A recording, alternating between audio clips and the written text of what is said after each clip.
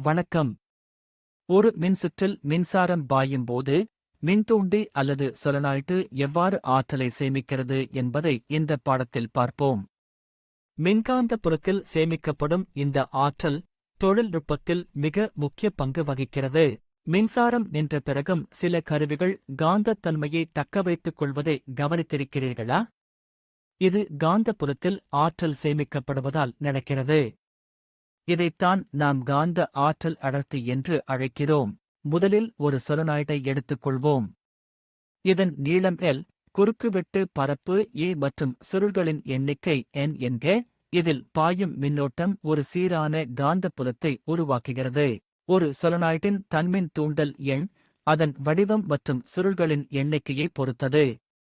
இதற்கான சூத்திரம் இங்கே கொடுக்கப்பட்டுள்ளது. இது ஆற்றலை கணக்கிட மிக அவசியமானது.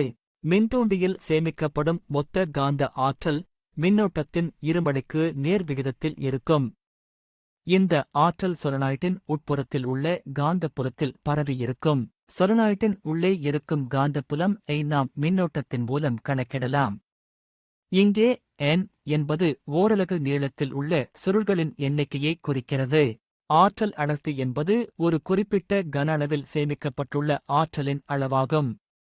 மொத்த ஆற்றலை சொலனாய்டின் கன அளவால் வகுப்பதன் மூலம் இதை நாம் பெறலாம்.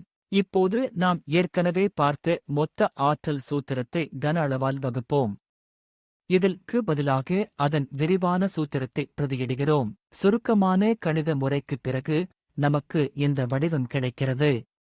இதில் மின்னோட்டம் மற்றும் சுருள்களின் எண்ணிக்கையை காந்தப்புலமுடன் தொடர்புபடுத்துகிறோம்.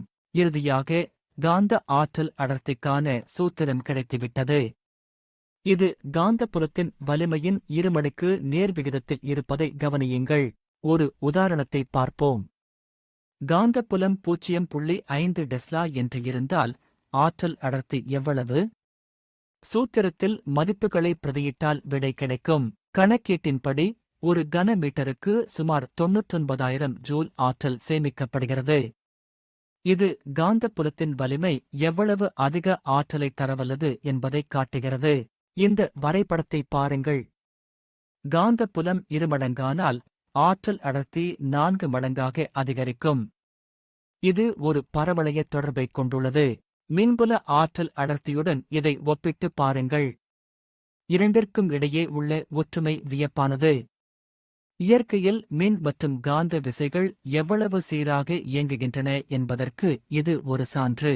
சுருக்கமாகச் சொன்னால் காந்த ஆற்றல் அடர்த்தி என்பது காந்தப்புலத்தில் சேமிக்கப்படும் ஆற்றலின் செறிவு. இதன் அலகு ஜூல் பர் கன மீட்டர் ஆகும். இப்போது உங்களுக்கான ஒரு கேள்வி. காந்தப்புலம் 3 மடங்காக அதிகரித்தால் ஆற்றல் அடர்த்தி எத்தனை மடங்கு அதிகரிக்கும்? சற்று சிந்தித்துப் பாருங்கள். சரியான விடை 9 மடங்கு. ஏனெனில் சூத்திரப்படி ஆற்றல் அடர்த்தி காந்தப்புலத்தின் வர்க்கத்திற்கு நேர்விகிதத்தில் இருக்கும். சிறப்பாகச் செய்தீர்கள். காந்த ஆற்றல் அடர்த்தியை புரிந்துகொள்வது நவீன மின்மாற்றிகள் மற்றும் ஆற்றல் சேமிப்பு அமைப்புகளை வடிவமைக்க உதவுகிறது. தொடர்ந்து கற்போம். இந்தக் காணொளி உங்களுக்கு பயனுள்ளதாக இருந்திருக்கும் என நம்புகிறோம். நன்றி.